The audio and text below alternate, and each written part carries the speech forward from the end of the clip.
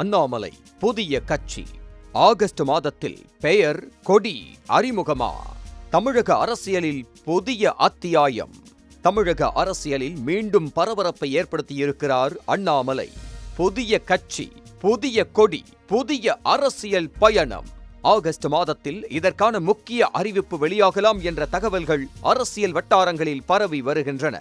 அது மட்டுமல்ல, செப்டம்பரில் பிரம்மாண்ட மாநாடு, அதன் பிறகு நேரடியாக உள்ளாட்சி தேர்தல் களம். அண்ணாமலையின் அடுத்த அரசியல் நகர்வு என்ன?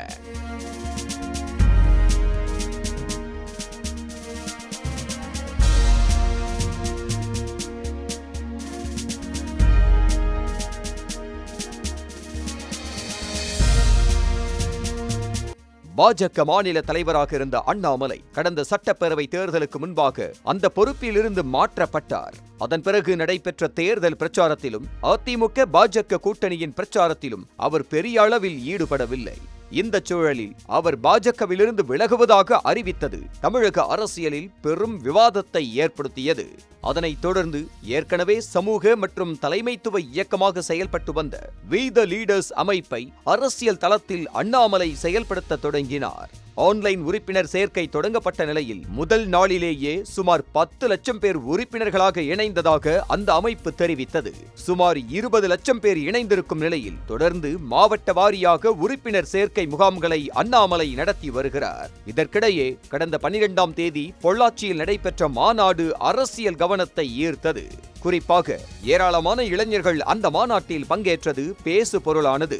அதனைத் தொடர்ந்து தூத்துக்குடியிலும் 2வது பெரிய மாநாட்டை நடத்தும் பணிகளில் அண்ணாமலை தீவிர கவனம் செலுத்தி வருகிறார்.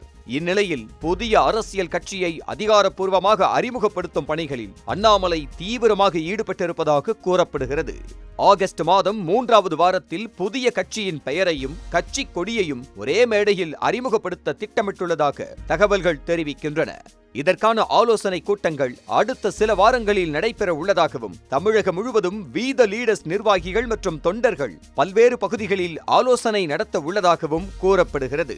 புதிய கட்சி அறிவிப்புக்கு பிறகு செப்டம்பர் 14ஆம் தேதி மதுரை அல்லது திருச்சியில் மிக பிரம்மாண்டமான பொது மாநாட்டை நடத்தவும் திட்டமிடப்பட்டுள்ளதாக தகவல்கள் வெளியாகியுள்ளன. அந்த மாநாட்டில்தான் கட்சியின் கொள்கைகள், அமைப்பு, எதிர்கால அரசியல் திட்டங்கள் உள்ளிட்ட முக்கிய அறிவிப்புகள் வெளியாகலாம் என்று எதிர்பார்க்கப்படுகிறது. அண்ணாமலையின் இந்த புதிய அரசியல் பயணத்தின் முதல் இலக்கு வரவிருக்கும் உள்ளாட்சி தேர்தலாக இருக்கும் என்று கூறப்படுகிறது.